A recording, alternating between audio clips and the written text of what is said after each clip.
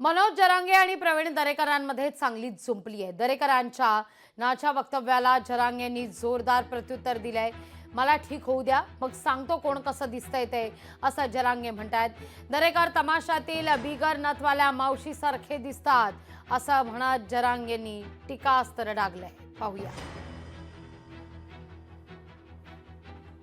ते मला टीका करताना असंही म्हणाले की काय बिन नथ घातलेला नाचा, असंच काहीतरी बोललेत ना।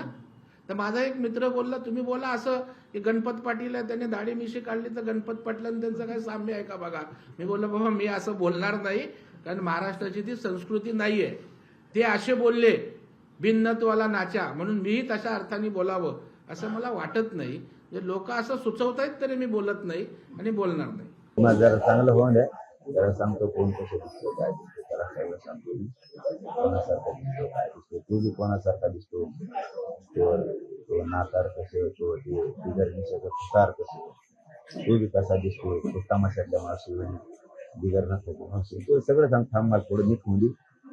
तू काय मागा ठाणे मतदारसंघात 25 वार्ड क्रमांकावर तू कशामुळे प्रेम आहे, तो कोणत्या बँकेत काय, तू दमधर म्हणा जरा दमधर। तू हे लोक इथे येऊन बसलेले माझ्या मतदारसंघात, मला ते वाचता नाही आलं नीट।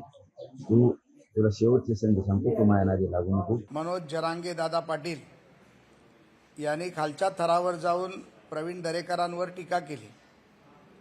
मी वेळोवेळी त्यांना सांगत होतो की टीका करत असताना आपण मराठी आहोत याचं भान आपण ठेवलं पाहिजे, परंतु मला माहीत नाही, कदाचित उपोषणामुळे त्यांचं मानसिक संतुलन बिघडलंय की काय, की ते सातत्याने शिवराळ भाषेमध्ये टीका करतात। आणि आज तर त्यांनी सकाळी सर्व सीमा पार करण्याचं काम केलं। देवेंद्र फडणवीसांवरती टीका करायची, भारतीय जनता पार्टीवरती टीका करायची, सगळ्यांना मी पाडूनच टाकतो, मी बघूनच घेतो। मला आपल्या माध्यमातून एक गोष्ट मनोजदादांना सांगायची आहे की मनोजदादा पाडूनच टाकायचं आहे तर तुम्ही 288 उमेदवारच उभे करा। लोकशाही मराठी ऐका, पहा, जागरूक रहा।